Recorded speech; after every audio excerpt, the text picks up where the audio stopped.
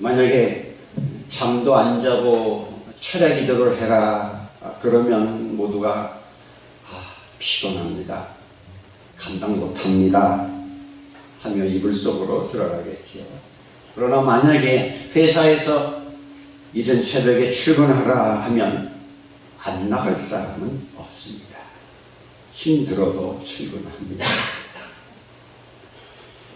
보십시오. 예수님을 밤중에 체포해서 끌고 와서는 먼저 안나스에게로 갔습니다. 안나스는 그의 대제사장 가야바의 장인입니다. 그런 후에 오늘 읽은 마태복음 26장 57절에서 다시 예수님을 끌고 대제사장 가야바에게로 갔습니다. 이때가 한밤중이었습니다. 잠도 안 자고 기도하는 것도 아니고 잠을 안 자고 하나님을 찾고 구하는 것도 아니고요. 잠도 안 자고 예수님을 신문하려고 서기관들과 백성의 장로들이 다 모였습니다. 그러니까 가야바의 집에 모였으니까 가야바의 집이 법정이 된 것입니다. 예수님을 법정에 세운 거예요. 야밤에 무슨 밤에 성전에 나와서 기도하는 것도 아니고 야밤에 예수님을 신문하는 이런 행위는 해도 안 되는 행위입니다. 이제 예수님은 법정에 죄인으로 서셨습니다. 그러나 이제는 거꾸로 저들이 하나님의 심판대 앞에 설 것이고 저들이 하나님의 최후 법정에 설 거잖아요. 예수님을 세웠던 자들, 예수님을 끌고 왔던 자들, 그리고 예수님을 신문했던 자들이 이제는 하나님의 심판대 앞에 설 것이잖아요. 이 하나님의 법정은 공의의 법정이니까 공의로 심판하실 것입니다. 그런데 갑자기 밤중에 소집된 이 법정은 특별 신문을 위한 이 공회는 공의가 하나도 없고 오직 거짓, 그리고 증오, 그리고 살인적 의도로 가득 차 있어서 오직 한 가지 목적, 오직 죽이겠다는 목적뿐이고 오직 죽이기 위하여 그런 법정입니다. 첫 번째 내세웠던 사람들이 다 거짓 증인들입니다. 아무리 증인이 많아도 두 증인의 말이 일치가 되는 증거가 나와야 되는데 일치가 안 됩니다. 26장 60절에서 거짓 증인이 많이 왔으나 얻지 못하더니 했습니다. 이런 말씀 보면서 이 세상 법정이라고 하는 것이 참 거짓이 가득 찰 수밖에 없겠구나 그런 생각이 들고, 왜 돈으로 또 매수해가지고 거짓 증인을 사는 경우도 있잖아요. 증인들의 말이 일치하려면 그 시간과 장소 그리고 그 내용들이 딱 맞아야 하는데 안 맞으니까 거짓 증인이 아무리 많아도 그거를 채택할 수가 없는 것이죠. 그러고 있는데 두 사람이 나섰습니다. 우리가 언제 어디서 이 사람의 말을 들었는데 하면서 61절에 이 사람의 말이 내가 하나님의 성전을 헐고 사흘 동안에 지을 수 있다 하더라. 이 말을 했습니다. 두 사람의 증인이 했는데 그 두 사람의 증인이 말이 서로 맞은 거예요. 지금 이 예루살렘 성전은 좀 헤롯 대왕이 유대인들의 환심을 사기 위해서 지금 46년 동안이나 솔로몬의 성전을 개축하고 있었으니까 얼마나 그 성전이 어마어마하게 웅장하고 말이죠. 그리고 그들의 완전히 자랑거리죠. 근데 예수님 실질적으로 그런 말씀하셨잖아요. 너희가 이 성전을 헐라 내가 사흘 동안에 일으키리라. 그 말씀 예수님 하셨어요. 지금 62절에서 보니까 대제사장이 일어나서 예수께 묻는 겁니다. 일어났다. 대제사장이니까 자기가 법 심판자니까 내내 앉아 있었던 거죠. 예수님은 앞에 세워놓고 예수님은 계속 서 계시는데 지금 예수님 어떤 상황? 예수님은 지금 겟세마네 동산에서 이미 몸이 다 녹아버리셨어요. 얼마나 힘쓰고 애써 더욱 간절히 기도하셨더니 땀이 땅에 떨어지는 빗방울 같이 되어서 이렇게 내려오셨잖아요. 정말 젖은 손같이 무겁고 아프죠.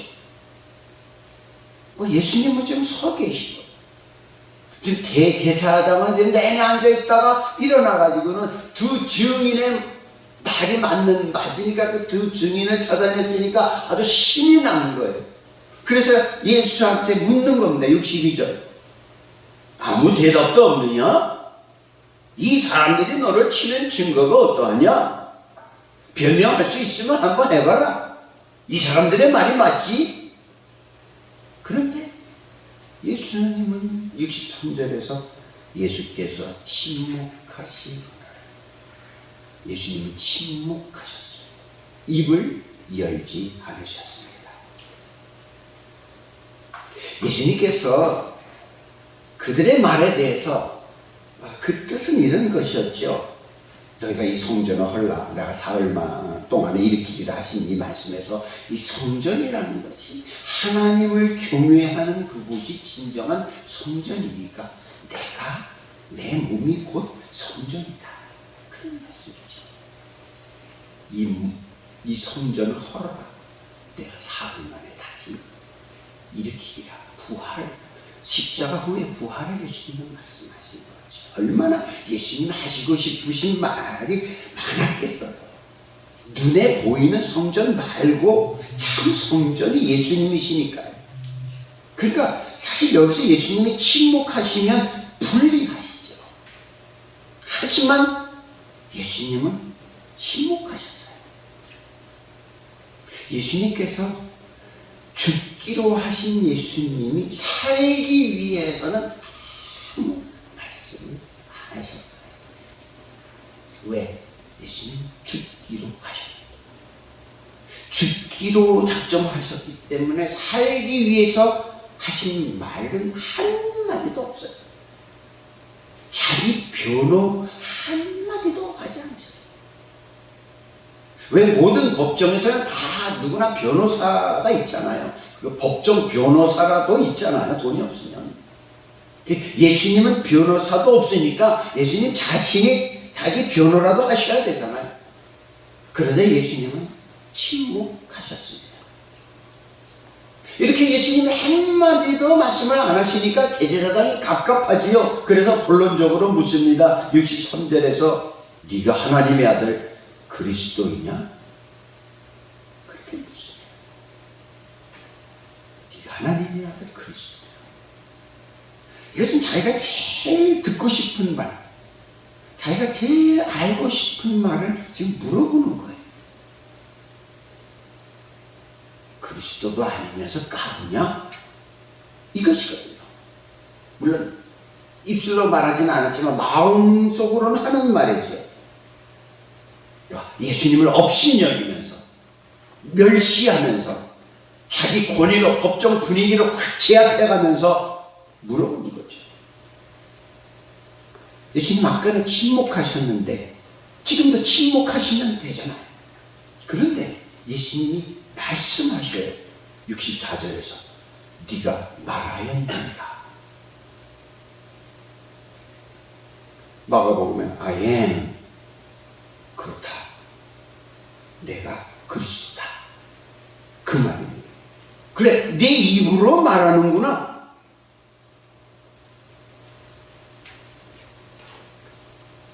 네가 말하였느니라.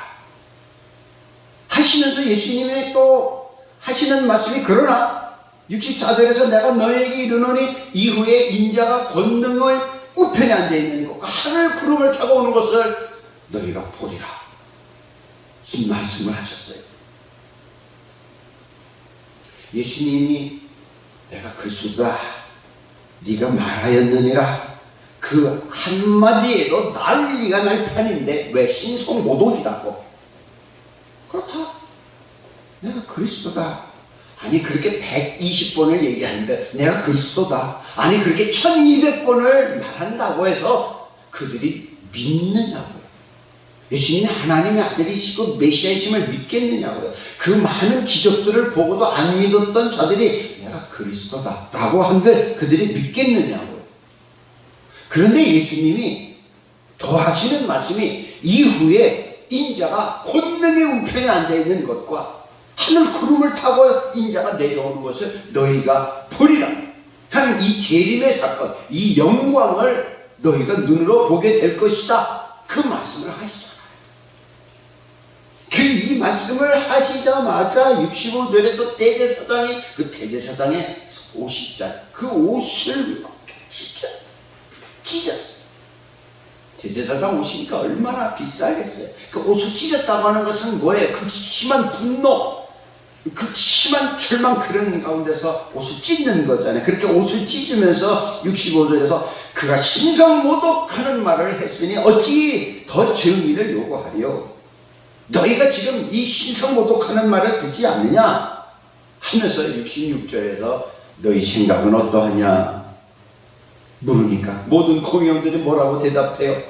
그는 사형에 해당하니라. 그렇게 모두가 다 심판관이 돼가지고는 그런 말을 하잖아요.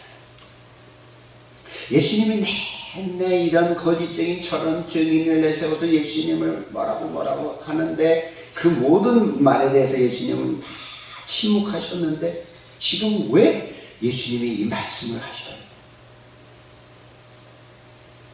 죽기 위한 말씀은 다 하셔요. 진리의 말씀은 다 하셔요. 아버지의 뜻을 이루는 말씀은 다 하셔요. 그런데 이 말씀을 안 하셨으면 좀 나았을 텐데, 그러지 않아도 죽은 나사로를 살린 일로 인해 가지고 이 지도자들의 막 시기 질투심이 막 뻗칠 대로 뻗쳐 있는데 권능의 우편에 앉아 있는 거, 하늘 구름을 타고 오는 것을 너희가 보리라 하는 이런 말씀을 들으니까 그 시기심이 폭발을 해버린 거예요. 그 폭발을 하고 나서 어떻게 나타나냐면 67절에서 예수님의 얼굴에다 갑자기 침을 뱉고 주먹으로 치고 손바닥으로 때리고 그러면서 하는 소리야. 네가 그리스도냐? 네가 선지자 노릇 좀 해봐라. 그래 어떤 사람이 너를 손바닥으로 때렸는지 좀 알아봐라 하면서 모두가 이 현장에서 예수님을 찢어 죽일 듯이 덤비고 있었어요. 스데반도 돌로 쳐 죽이듯이 이 인생들이라고 하는 것이 폭력배로 변하면은 이성 없는 짐승이 되어가지고 온갖 악한 행위를 저지르지 않습니까? 저들이 하나같이 다 그랬어요. 그는 사형에 해당하니라. 하나님이 보실 때 사형에 해당되는 사람이 누구입니까? 천지 만물을 지으신 하나님이 심판관이시고 재판장이신데 하나님이 보실 때 사형에 해당되는 사람이 누구겠어요?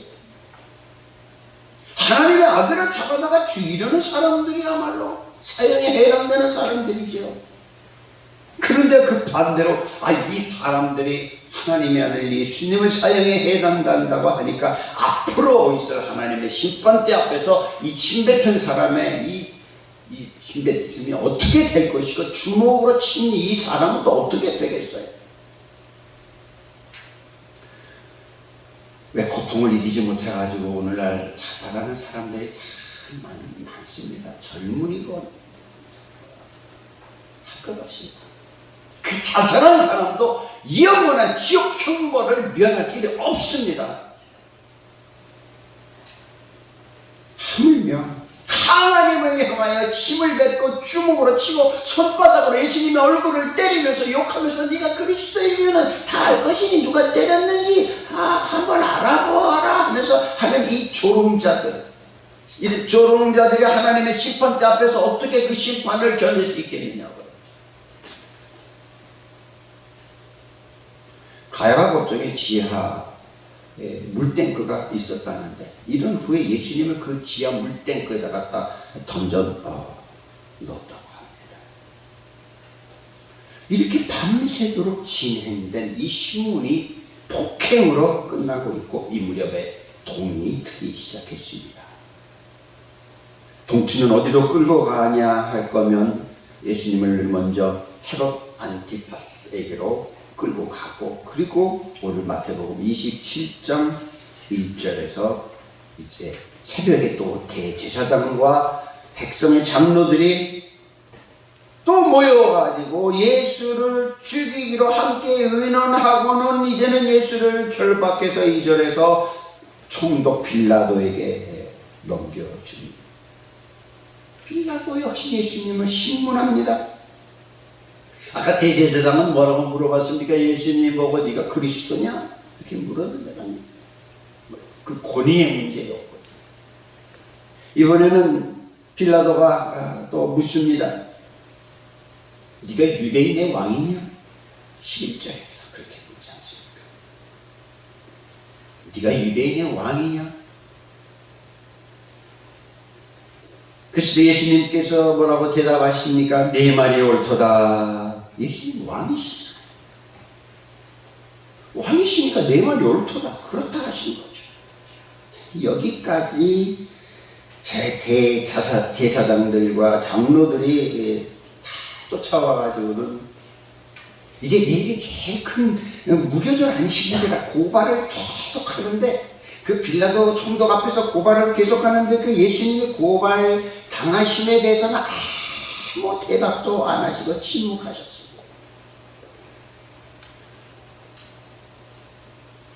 그 고발에 대신 예수님이 침묵으로 일관하셨습니다.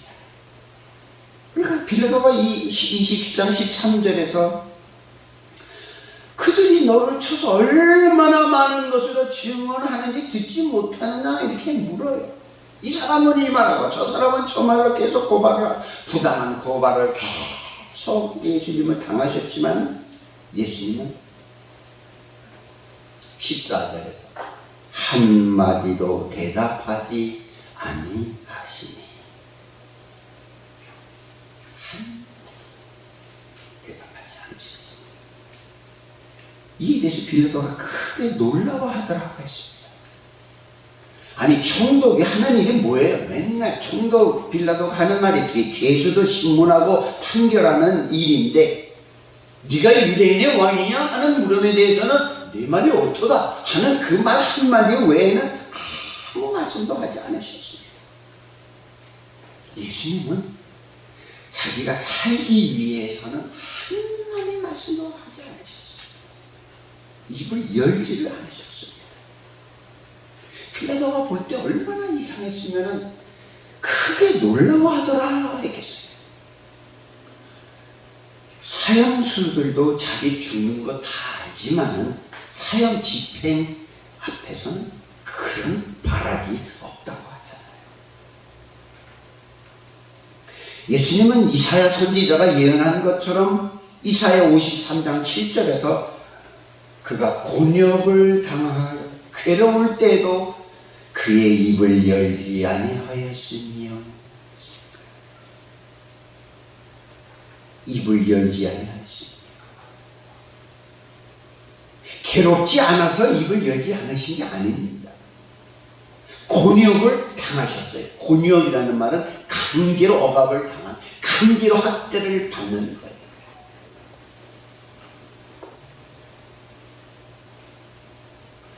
마치 도수장으로 끌려오는 어린 양과 털 깎는 자 앞에서 잠잠한 양같이 그의 입을 열지 아니하였도다.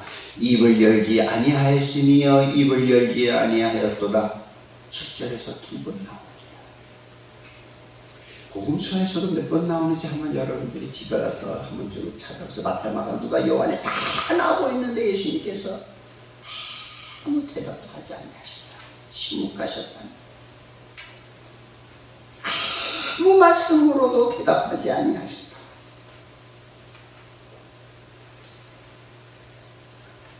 이 말씀을 좀 더 이해해 보려고, 좀 더 실제적으로 이해를 해보려고 양털 깎는 것을 이렇게 봤어요. 예. 지금은 기계화가 돼가지고 기계를 척척척 밀고 나가지만은 양털 저거 지금 다 깎아진 양털인데, 제가 젊었을 때 우리 집에서 앙고라 토끼를 키웠는데, 앙고라 토끼가 수천 마리였어요. 그래서 3달 혹은 4달에 한 번씩 털을 쫙 깎아줘야 돼요. 더울 때는 얼마나 그 털이 많아서 좋겠어요. 이 털이 엄청 많아요, 앙고라 토끼가. 제가 그 앙고라 토끼 수도 없이 제가 저 털을 깎아봤어요. 근데 제일 어려운 부분이 배를 깎을 때가 제일 어려워요. 왜냐하면 배는 암컷들이 주로 많잖아요. 암컷들이 4분의 3이니까 수컷은 4분의 1밖에 안 되니까 이 젖이 많잖아요. 8개 이렇게 있거든요. 자칫 잘못하면 가위가 쓱 스쳐 지나갈 수가 있는 거거든요. 어쩌다 그럴 때는 팍 뛰더라고요. 아프니까 자기 살을 자르니까. 근데 그렇게 얌전히 있을 수가 없어요. 어떤 의미에서는 시원해서 그러는지 조금 더 이렇게 뭐 몸을 움직인다든지 그냥 그러잖아요. 털 깎는 자 앞에서 그냥 얌전히 등을 깎고 등을 떼주고 머리를 깎고 머리를 이렇게 해주고 그러거든요. 양도 얌전히 있어요. 조금 더 발버둥치지를 않더라고요. 예수님에 대해서 이사야 53장에서 털 깎는 자 앞에서 잠잠한 양같이 그의 입을 열지 아니하였다고 하신 말씀. 예수님은 털 깎는 자 앞에서 말하자면 그 모든 학대를 다 당해 주신 거예요. 그리고 또 양이 죽어가는 것까지 한번 영상으로 봤어요. 제단에서 양을 묶어 놓잖아요. 다리를 묶잖아요. 다리를 묶으면은 이렇게 어떻게 서 있지 못하니까 몸이 뉘게 되잖아요. 그러니까 눈이 아래에서 위로 쳐다보잖아요. 그 양은 자기가 죽는 것을 알잖아요. 그래도 다리를 묶어놓고 이렇게 엎어놔도 이렇게 쳐다보고 있어요. 그냥 몸부림을 치지 않고 가만히 있어요. 양은 다른 짐승들은 뭐 소나 개나 특별히 돼지 같은 이런 그런 난리가 없죠. 여러분은 그런 소리 들을 기회가 별로 없지만은 우리 선교지에서는 돼지 잡는 집들이 워낙 많다 보니까 그냥 동네가 천지가 떠나갈 듯이 그렇게 시끄럽거든요. 그러니까 자기가 죽는 순간 그것을 아는데 얼마나 소리를 지르고 난리를 치겠어요. 그래서 이 이사야서 53장의 7절 말씀을 기록하시려고 하나님께서 양을 그렇게 창조하셨는가? 그런 생각이 들죠. 왜냐하면 양은 끌려갈 때도 그냥 잠잠한 거예요. 이렇게 몽골에서 양을 죽이는 것을 끔찍하지만 보고 싶겠어요. 근데 봤어요. 보니까 2다리를 묶었으니까 누워있게 되잖아요. 배에다가 칼을 탁 대가지고 탁 찔러요. 4-5cm 배에. 그러고는 그 몸 안에다가 손을 확 집어넣어가지고는 그 영통 옆에 있는 동맥을 탁 끊어버리더라. 근데 그럴 때 이 양이 소리도 없어요. 몸만 약간 움찔은 하는데 죽어가면서도 발걸음을 안 해요. 우리 예수님 머리에다가 그 아픈 가시관을 이렇게 씌웠다가 또 뺏겼다가 2번이나 이렇게 씌워서 얼굴은 완전히 피투성이가 되고, 예수님의 몸에 그 쇠 달린 그 채찍으로 몸을 얼마나 채찍질을 해놓으셨으면 피투성이가 되고, 예수님의 손과 발에 그 망치로 십자가의 대못을 박아놓는 말, 이런 고통 속에서도 예수님은 그냥 잠잠히 딱 하셨다는 거예요.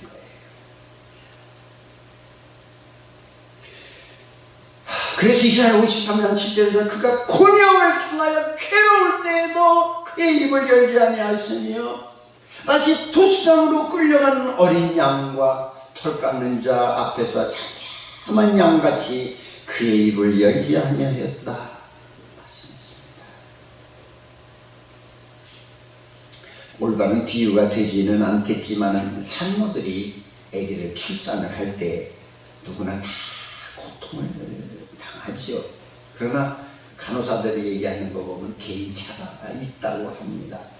어떤 사람은 유별나게 힘들어하는 산모가 있는가 하면 또 어떤 사람은 이를 악물고 고통을 잘 참는 그런 산모들도 있다고 합니다. 유대 사회에서 그들의 영웅이 누구냐? 영웅.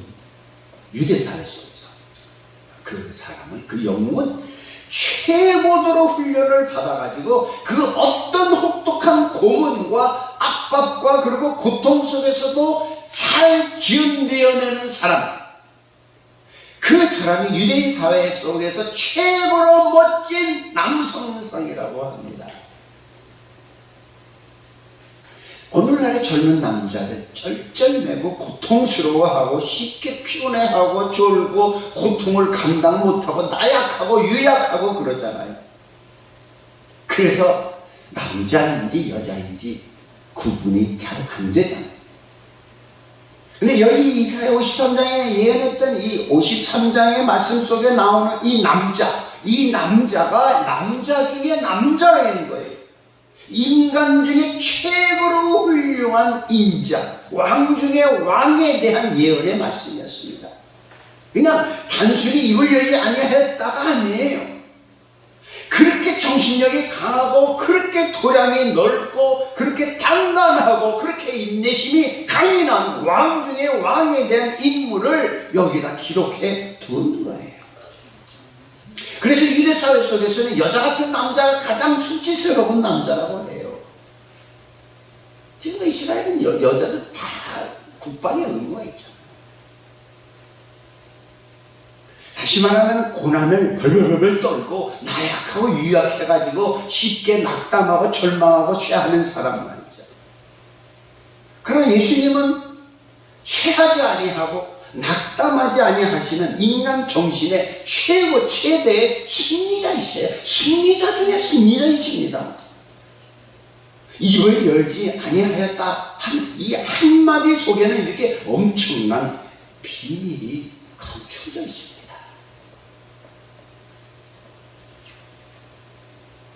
다시 말합니다. 유대 사회에서 최고로 멋진 사람, 최고로 멋진 남자가 누구냐? 미스터 코리아냐? 미스터 유니버스 같은 존재냐? 아니라 누가 가장 멋진 남자냐? 그들에게는 고엘, G-O-E-L, 고엘이라고 하는 이 사람이 가장 멋진. 왜 구약에는 고엘 제도라고 하는 것이 있었잖아요. 그는 기업을 대신 물어주는 사람, 혹은 구속자. 내 빚을 대신 져주는 사람이 고엘이에요. 내 빚을 대신 갚아주는 사람이 가장 멋진 사람이다. 보세요. 야곱의 넷째 아들 유다가 넷째 아들인데 유다가 장자가 되었어요. 왜 유다가 장자가 됐습니까? 넷째 아들이.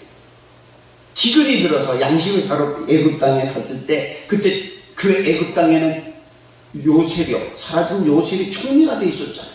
그래가지고 곡식을 사러 온 형제들 보니까 베냐민이 있거든 왔거든요. 베냐민이 너무 보고 싶었어. 그냥 자기 동생이잖아요.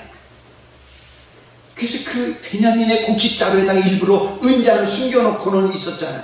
그러고는 어느 정도 가가지고는 또 쫓아가가지고는 이런 배은망각하냐고 은잔 훔쳐갔냐고 해가지고 찾아보니까 베냐민의 그 자루 속에서 은잔이 나왔잖아요. 그래가지고 다시 잡아다가 베냐민을 감옥에다 가둬버렸잖아요. 그러니까 요셉이가 은잔 발견된 자만 내 종이 될 것이니 나머지는 다 평안히 올라가라 그랬잖아요. 그때 유다가 나섰잖아요. 유다가 요셉에게 내 동생 베냐민 대신에 나를 잡으시오. 내가 종하겠습니다. 이 아이가 같이 올라가지 못하면은 이 아이 우리 아버지가 죽습니다. 제 막내하고 우리 아버지는 하나입니다. 그의 형은 없어졌습니다. 그래서 안 데리고 가면은 아버지가 슬픔 속에서 무덤에 내려갑니다. 나를 종으로 대신 잡고 베냐민을 보내주십시오. 그래야만 내 아버지 삽니다. 이게 고엘 정신이라는 거예요. 내가 대신 종행하겠다고. 이것이 최고의 멋진 사람이라는 거예요. 이 말에 그만 요셉의 마음이 녹아버렸잖아요. 그 총을 감당을 못해가지고 그 자리를 급히 피해서 밀실에 들어가서 실컷 울고 나오잖아요. 통곡하고 나오잖아요. 슬픔에 북받쳐가지고 또 아버지에 대한 그리움도 있고 그렇지만은 특별히 유다 형의 그 멋진 그 고의 정신에 그냥 감동을 받은 거예요. 우리 형제 중에 저를 또 있고.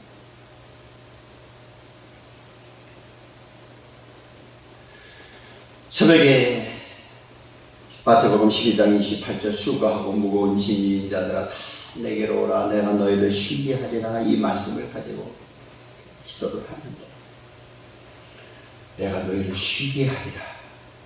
왜 예수님이 이 말씀을 하셨는지 이해를 잘 못하는데 기도해 보니까 예수님이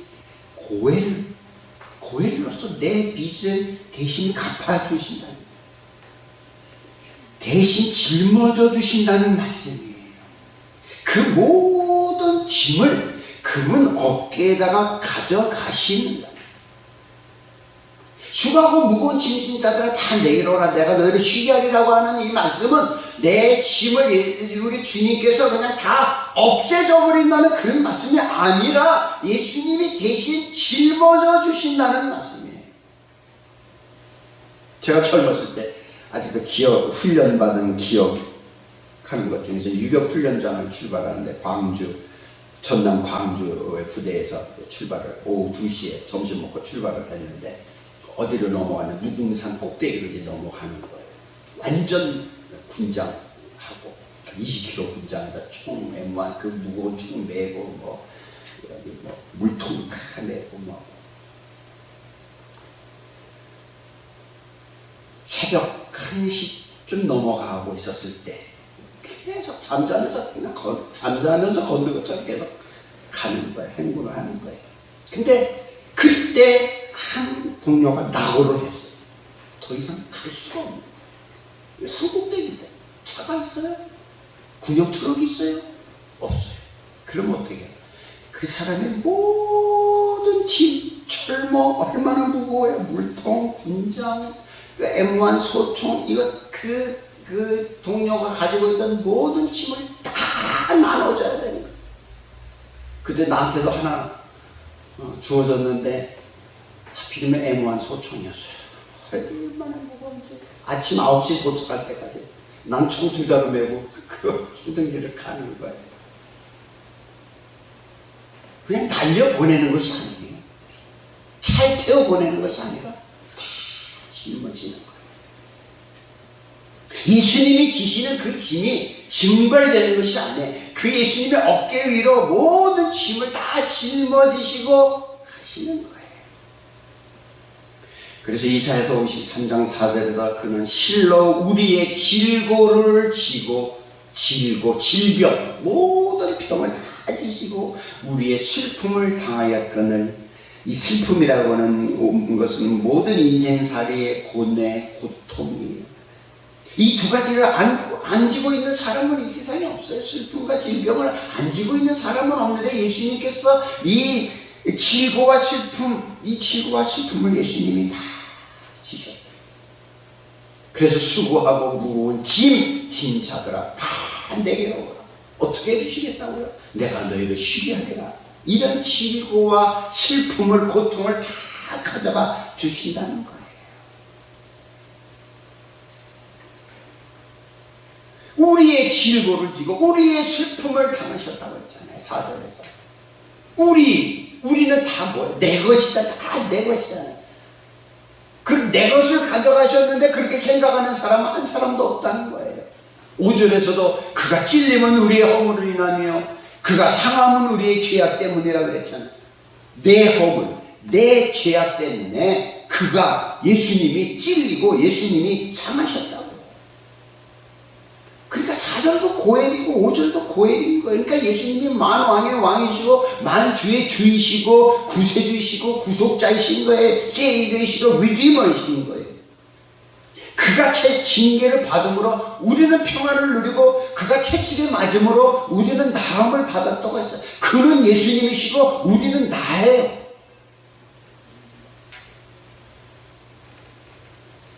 참으로 생명의 삶에 이런 예화가 있는 걸 봤습니다. 아브라함 링컨 미 대통령이 어느 날 노예시장에 갔습니다. 거기서 경매되는 한 흑인 젊은 여자가 눈에 보이는데 그 링컨이 그 여자의 그 분노의 눈빛만 봐도 그 여자가 노예로서 그동안 당한 고통이 어떠한 것인지 그냥 다 드러나 있었어요. 얼마나 많은 사람들에게 노동 착취를 당하고 이용을 당하고 성폭행을 당했는지. 이 여자를 링컨이 최고액으로 이 여자를 샀습니다. 묻습니다. 여자가 증오에 차가지고 날 갖고 뭘 하려고 하는가? 당신을 자유롭게 해주려고 합니다. 대가가 뭡니까? 아무것도 필요 없습니다. 그렇다면 제가 무엇이든지 할 수 있고 내 마음대로 가고 싶은 대로 해준다는 말입니까? 그렇습니다. 자유로이 마음대로 하십시오. 그 순간 이 여인의 증오와 멸시가 분노의 눈길이 갑자기 바뀌면서 그러면 저는 당신이 가는 대로 따라가겠습니다. 이것이 고해입니다. 대가를 바라지 않고 빚을 다 갚아주는 이것이 고해이라고. 예수님이 우리를 그렇게 사랑하셨기 때문에 그분이 바로 나의 구세주이시고 나의 구속자, 나의 고해, 나의 속량자이신 것입니다. 우리의 죄값을 대신 갚아주시고 우리를 자유롭게 해주신 분, 그분이 바로 예수님 만왕의 왕이십니다. 우리는 어떻습니까? 우리는 얼마나 많은 불평, 탄식, 얼마나 많은 신음과 원망, 그리고 분노, 다툼, 매정한 말들 우리는 다 퍼붓잖아요. 하다못해 하나님 앞에서까지라도 나 하고 싶은 말 다 하잖아요. 예수님은 입을 열지 않으셨습니다. 곤욕을 당하고 괴로울 때에도 입을 열지 않으셨습니다. 가야바 법정에서 인생들은 자기가 하고 싶은 짓거리 다 하고 자기가 하고 싶은 말 다 하잖아요. 네가 선지자라면, 네가 그리스도라면 널 때린 사람이 누군지 알아봐 하면서 손바닥으로 예수님을 때리잖아요. 그래서 제일 못난 이가 바로 이런 사람들인 것이죠. 다른 사람을 학대하고 다른 사람을 멸시하고 무시하는 사람, 다른 사람의 어깨 위에다가 자기의 짐을 올려놓는 사람, 그리고 자기는 옳다 하고 남은 그릇되다고 하는 사람, 이런 사람들은 참 못난 사람들인 것이. 우리 스스로는 느끼는 거예요. 우리는 못 참잖아요. 우리는 못 참아요. 기어이 내가 변명해야 되고 기어이 내가 옳다 해야 하잖아요.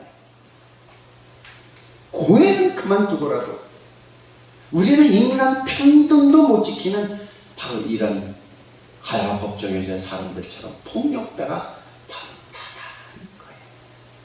왜요? 내 짐 다 예수님에게 줬잖아요.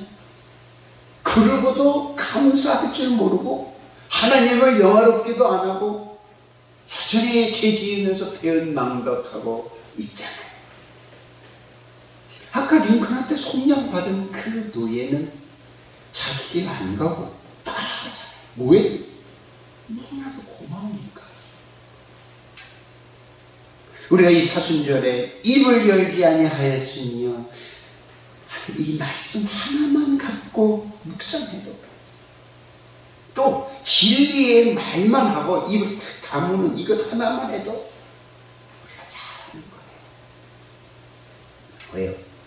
우리는 그냥 깔깔거릴 걸 다 깔깔거리고 툴툴거릴 건 또 다 툴툴거리고 미워할 거 있으면 다 미워하고 성질 부릴 거 있으면 다 성질 부리고 살아가는 그야말로 못난 인생들이잖아요.